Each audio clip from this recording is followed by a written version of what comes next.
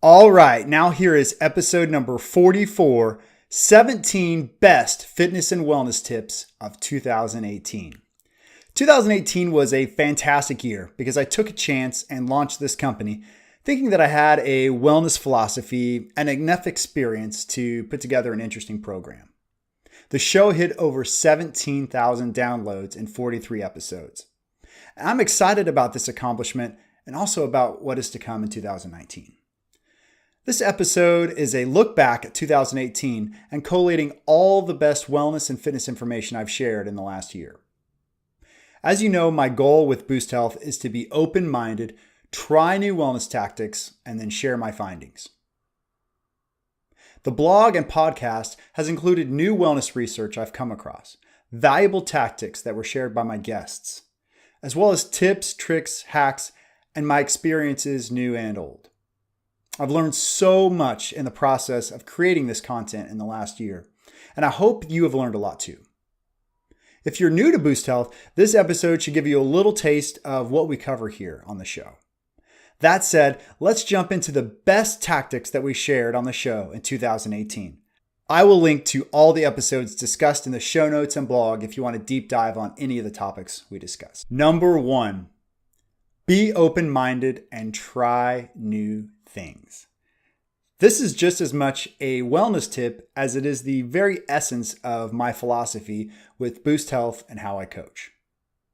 This is the most important concept I teach, coach, share, and exemplify. I had to learn this the hard way over the years. In the beginning of my career, I would learn something in a course or training, read an article, or study research and come to a conclusion, and that was that. Unfortunately, it is not so black and white in the science of wellness and fitness. There's always new research coming out that forces us to think critically about our previously established notions in fitness, nutrition, mental strength, gut health, wellness balance, etc. A positive and open attitude to new ideas and research, paired with acceptance of changing your mind or even admitting we were wrong, is one of the most wonderful things about being human. Now, taking this open-mindedness and applying it to your own self-experimentation with new wellness tactics is extremely powerful. If I helped even just a few people realize this in 2018, then I will consider it a huge success. That is how powerful and important this concept is. Number 2, do full body strength training. And just like I mentioned in my show, 8 Ways to Improve Health this holiday season, this one is non-negotiable.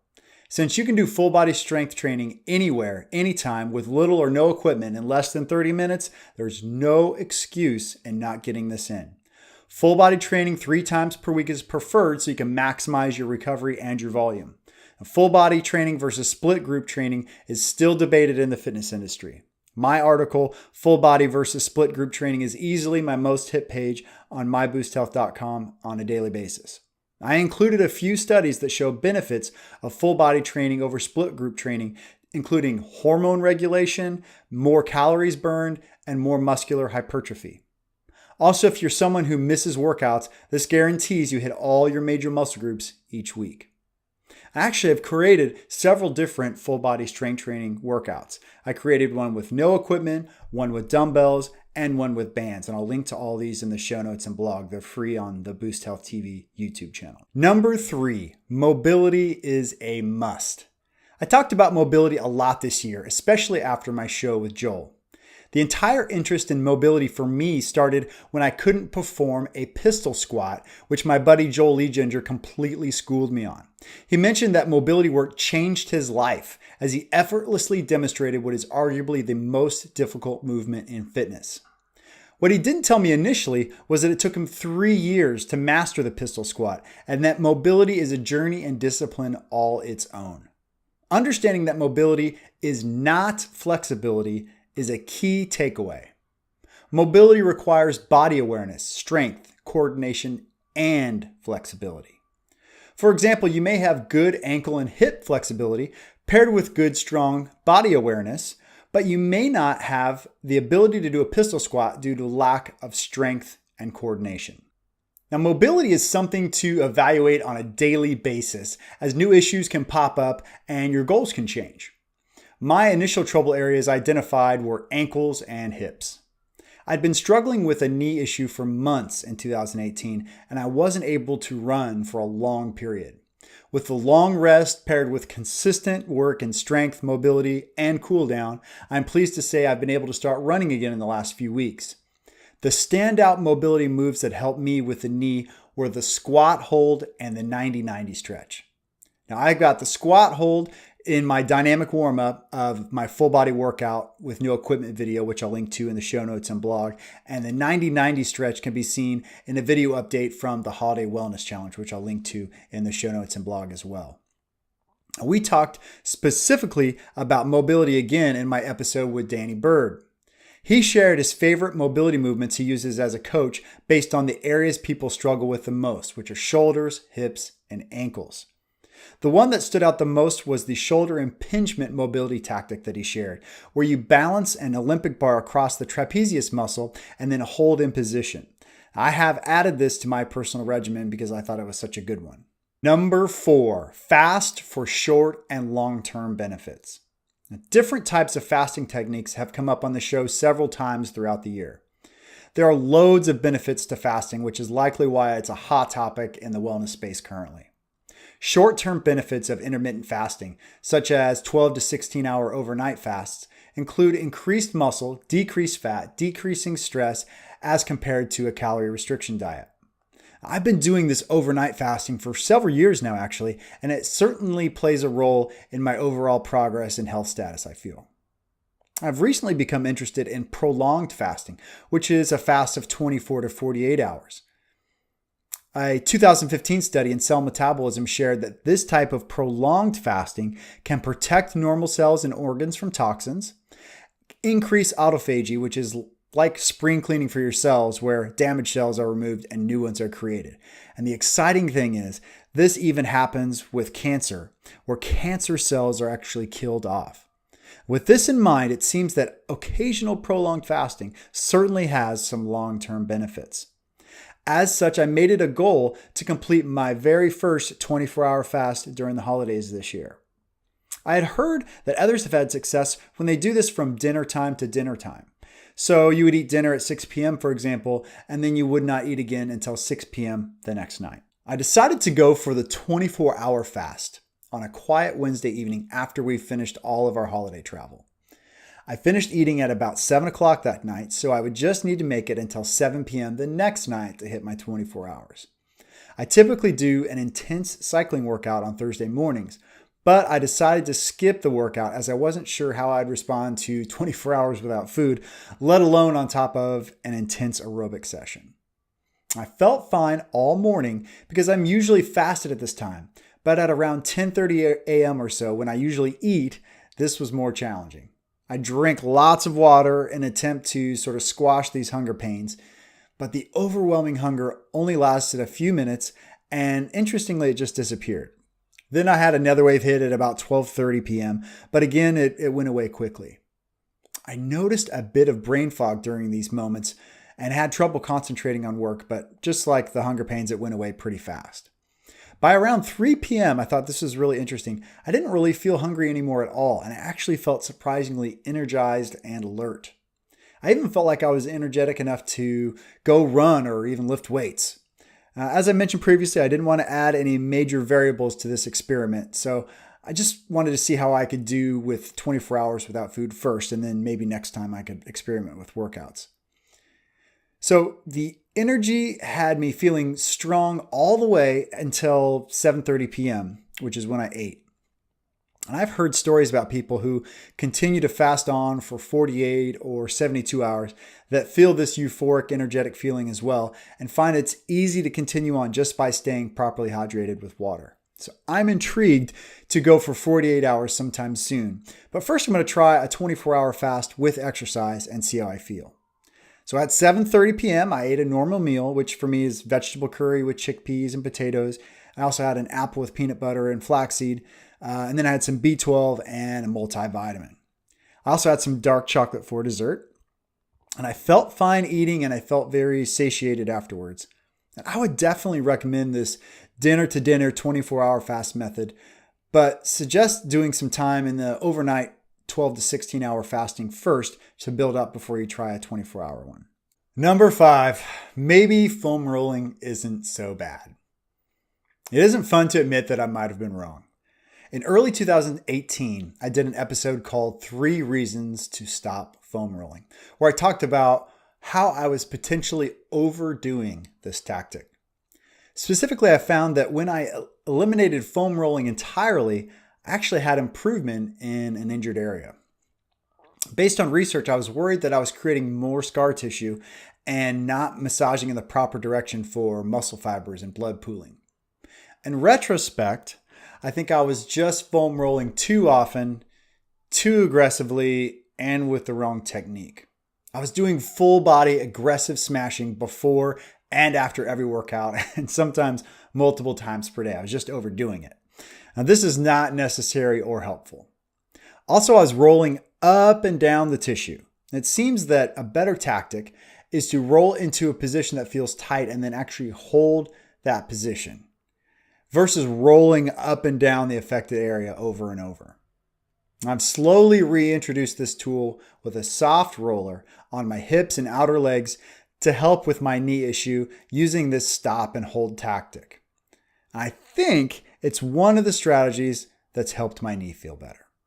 Number 6, give plant-based nutrition a try. I talked a lot about plant-based nutrition this year on many of the episodes because changing to this type of diet 5 years ago had such a remarkable positive effect on my performance and overall health. This topic came up most prominently in my shows with Lisa Tararucci and Rebecca Capelli. Lisa told her story of how she beat liver disease and how her helper reversed diabetes on a plant-based diet. We also shared stories of improved gut health and energy levels on plants. And Rebecca shared her own story of moving to plant-based nutrition for health reasons, but also for the sake of the animals and our planet. She discusses her incredibly moving documentary called Let Us Be Heroes, where she inspires us to affect change on an individual level and makes us aware that the best thing you can do to reduce your carbon footprint is eating a plant-based diet. This is based on the study by University of Oxford that concluded that switching to a plant-based diet can reduce an individual's carbon footprint by 73%.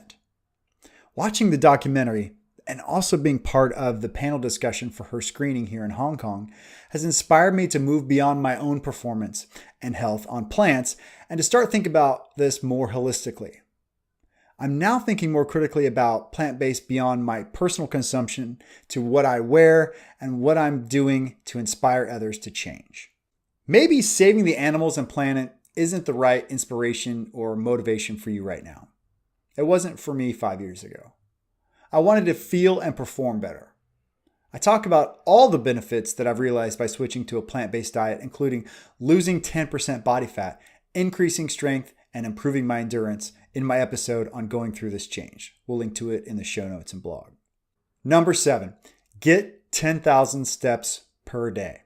I made this one of the goals during the Extra Boost Holiday Wellness Challenge because it really forces you to be active throughout the day. I started thinking about this as I noticed there's lots of days where I would do like a big bike ride completed in the morning, but I didn't come close to getting 10,000 steps per day in. Now, I tell myself it was okay because I got a good workout in the morning, but I know better. A 2017 study showed that even if you exercise, sitting too long during the day will still increase mortality rate. Well, what does this mean? It means to sit for a little while and stand for a little while at your workstation, and it also means you need to move often throughout the day. Number 8, nootropics are better than coffee. Now, don't get me wrong, I love my coffee in the morning. Sometimes, though, if I overdo it, I can get a little jittery, and also the ergogenic effect of the coffee seems to be short-lived. I had heard and seen in research that combining coffee with L-theanine and/or adaptogens could help mellow out the jittery feeling while also improving the energy and even the cognitive abilities. I had also heard that nootropic supplements that use caffeine in place of coffee and combine L-theanine and/or adaptogens had the same type of benefits. I wasn't sure about trying them myself, though I was intrigued. Then I received an email from Firas Abdallah, who's the founder of MX Nutraceuticals and creator of a natural cognitive enhancing supplement called Cognizin. Now, Firas wanted to know if I'd be interested in trying the supplement and providing my feedback. After thoroughly researching the product and his company, I felt comfortable enough to give it a try. We cover all the different scenarios I tried, including morning, afternoon, before workouts, with and without coffee, etc., on episode 40 of the show, which we'll link to. The main takeaways were that I felt a big difference in focus and longer lasting energy when I took Cognizin versus coffee. And the best scenario for me was that I would take this nootropic in the morning and then would have coffee 3 hours later and get the best of both worlds. Number 9, stick to a morning routine. My blog and show on the 10 tips for the best morning routine for health and productivity was one of the most popular of the year. I think part of the reason for this is that most people can relate. Most people have had one of those mornings where they were energized and motivated and massively productive, and they want to replicate this. Research has shown that checking things off our to-do list provides an increase of dopamine. It makes us feel good to get things done. It feels good to be productive. One of the 10 tips I include is getting up early. You might say getting up early is obvious. Now, I'm not talking about most days. I'm not talking about Monday through Friday. I'm not talking about all days of the year except when on vacation. I'm talking about all days are days to get up early. Now, we just got back from an incredible family trip to Seoul, Korea. And one of the mornings, I thought I would treat myself to sleeping in and I would just get my workout in later in the day when we got back from the activities. Well, that day included taking our kids to a crowded theme park. It was tons of fun and the people were wonderful, but for me, there's nothing more physically and mentally exhausting than walking around a crowded theme park, waiting in lines, keeping our kids from going crazy, etc., etc. So when we finally got home at 8 p.m. or so, the last thing I wanted to do was work out. And my wife kindly reminded me that I should have got it done in the morning before everyone woke up like I normally do. I went and I got it done, and actually I felt so much better after I finished. I'm sure you've had that happen before. But I learned a valuable lesson, a lesson I already knew but needed to be retaught, that I need to stick to this morning routine every day, no matter what. Now, interestingly, Merriam-Webster defines a routine as habitual or mechanical performance of an established procedure. I love this inclusion of the word mechanical in the definition. In this sense, we could think of ourselves like a machine or a robot that is programmed to wake up early and be productive. It isn't a question, it just is. Number 10, use speed of implementation tactic. The speed of implementation concept was introduced to me this year by Dr. Chris Zano on my show. It has great application for wellness tactics, but it actually can be used for anything in life, really. In general, it means to jump at opportunities as soon as you're aware of them versus waiting till everything's perfect before proceeding. Now, this is something that I have historically not been very good at. I typically like to vet everything out before moving forward with projects for work or a workout program, or even a Saturday afternoon with my family. I mentioned in the episode that the speed of implementation tactic reminded me of a type of project management that I studied in school. Now, sometimes when you begin a project, it's difficult to fully understand what the final product is going to look like and what changes are going to need to be made to arrive at implementation with high client satisfaction. This became especially prevalent as technology began changing and improving so quickly with computers and applications. So a new type of project management was developed called Agile project management. And according to a 2015 article on contentmarketinginstitute.com, technology companies such as Google and Facebook started using Agile project management methods to be innovative and do this by developing products as quickly as they could, test them on real users, change the product based on the user's requests, and then update the product again as fast as they can. And you can see Agile project managing happening each time you see an update for your app on your smartphone. When I thought about opportunities for myself in these terms, it made sense to attempt to be more agile. Opportunities would be less likely to be missed, and any mistakes that occur could be valuable lessons along the way. I'm still a work in progress in being more agile and implementing opportunities with speed, but I can think of several major projects that I took on this year that I jumped into before perfecting everything ahead of time. I learned a lot from these, and I'm glad I didn't hesitate and miss the opportunities altogether. Number 11, active commute to work if possible. I talked a lot about commuting to work, specifically cycle commuting, on several of my shows, including the ones with Jules Doyle and David Hamby and Ryan O'Neill. And the health benefits of actively commuting to work are astounding. I think part of the reason for this is most folks who actively commute will do it 2 ways, so 2 times a day. If individuals are stuck in a sedentary position at work for most of their day, you can see how being active multiple times per day would be incredibly beneficial. Just in case you missed the amazing research on the health benefits of active commuting and cycle commuting, I'll share them with you one more time.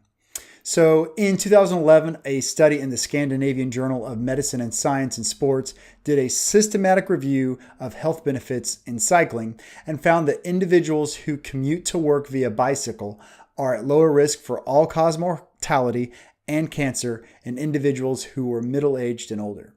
They also found, not surprisingly, that there is strong evidence for improved cardiovascular fitness and moderate evidence for decreased cardiovascular risk for individuals who cycle regularly. In 2011, a study in the Scandinavian Journal of Medicine and Science in Sports did a systematic review of health benefits in cycling, and they found that individuals who commute to work via bicycle are at lower risk for all-cause mortality and cancer in individuals who are middle-aged and older. It's pretty amazing. A study came out earlier this year in Aging Cell Journal that found that very exciting evidence, this was actually in 2018, that cycling and other forms of physical activity most likely can drastically reduce the aging process of your immune system. The study noted that cyclists in their 70s and 80s had immune systems that looked more like somebody in their 20s because of their ability to fight off infections and possibly even cancer. In 2017, the British Medical Journal published a massive cohort study on the active commuting, including bicycle commuting. They tracked 263,453 men and women over a 5-year period. So this was a big study that took part in regular active commuting. So this was walking, cycling, or a combination. And this was in England, Scotland, and Wales. And the study found that cycle commuting was associated with a lower risk of cardiovascular disease, cancer, and all-cause mortality versus non-active commuters. And one more, a 2000 study in the Archives of Internal Medicine found that a daily bike commuter has a 40% lower risk for all-cause mortality than non-cycle commuters.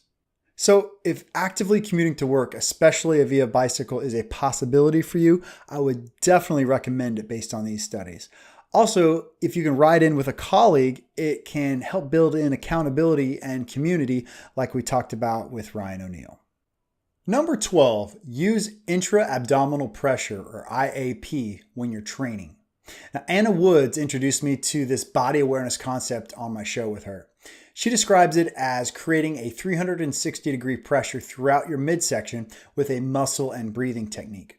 Part of the reason this is such a critical technique is that it helps your brain feel stable in the joints of your body. I've practiced this a lot since discussing it with her, and it seems to help me the most when I'm running, especially as I've been nursing this injured knee along.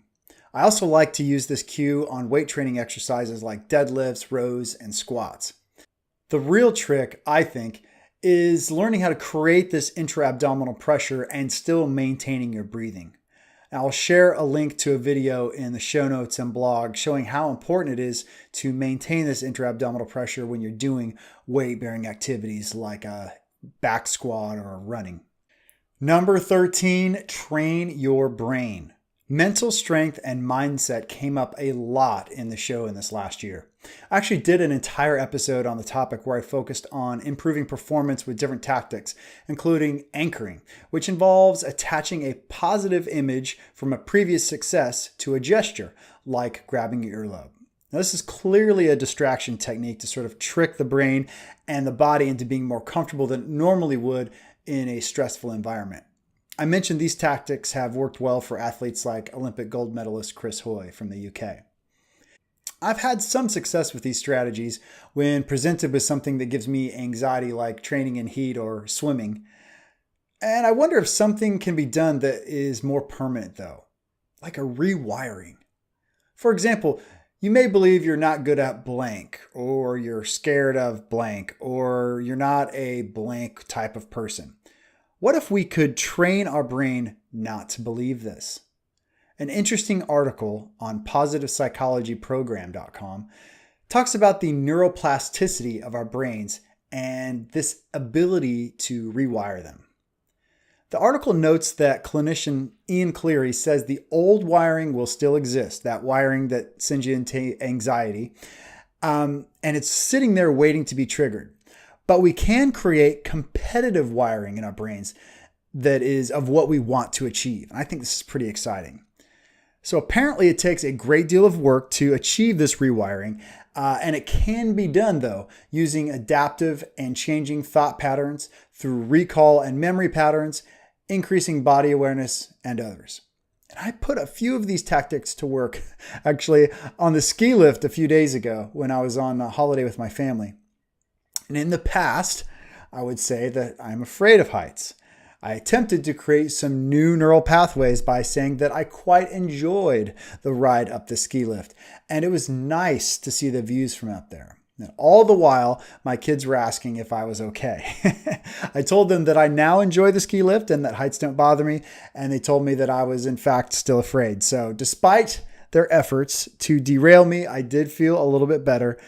That said, it may be more effective to create this new rewiring for your brain when kids are not repeating the undesirable wiring in the background. Number 14, join a wellness community. The benefits of a wellness community came up with almost every single guest on the show in 2018. Also, I focused an entire episode on this topic with guests Bo Kratz and Sheil Coley, and how these communities can improve performance and accountability while fostering mentorship. We discussed a bit of research backing these benefits, including a 2012 study where researchers at Kansas State University found that people who exercised with someone they thought was better than them increased their workout time and intensity by 200%. Also, a 2011 study in the Journal of Sport and Exercise Psychology found that participants were able to hold a plank longer when working out with a partner, and increased their plank hold by up to 24% when working out with a more capable partner. Now, I know some of you are thinking that you prefer to be a lone wolf and train just fine on your own, and I can respect and understand that. I sometimes like to just put on my headphones and enjoy a training session on my own. That said, it is helpful to know there is someone waiting for you early in the morning for that cycling workout, or even to answer a question you may have about a tactic or someone to bounce a new idea off of. You can be part of the Boost Health community by visiting our Facebook page and joining the conversation. We'll link to that in the show notes and blog. Number 15, track your heart rate variability, or HRV. Now, I discussed HRV a number of times throughout the year as a key metric to track and ensure that you're maximizing your recovery from stressors such as exercise and inefficient sleep. Now, I discussed it in some detail in the episode I produced called How to Listen to Your Body. You can check it out and see what tools I use to measure HRV and how to get started. If you're not already tracking HRV, I'll quickly summarize why it is important to keep an eye on. Now, what is HRV? It's a measurement of variation in time between heartbeats. It's not your heart rate, which is a measure of your heart rate over 1 minute. This is a measurement of variation in time between your heartbeats. Our autonomic nervous system, or ANS, is what actually controls the variation between heartbeats, along with other somewhat important things like breathing. The sympathetic and parasympathetic nervous systems comprise this autonomic nervous system. The sympathetic nervous system is also known as the one that preps the body for flight or flight. You can think of it like intense physical activity. And the parasympathetic nervous system is also known as the rest and digest system, as it helps calm the body down. Now, research has shown that when the body is in sympathetic fight or flight mode, it has a low HRV. And when it is in parasympathetic or rest and digest mode, it has a high HRV. As you might have guessed, having a higher HRV is good, as it shows the body's ability to be resilient and change from sympathetic to parasympathetic mode. Now, once you've established your HRV baseline for yourself, you'll be able to fine-tune your workouts and recovery tactics based on that morning's score.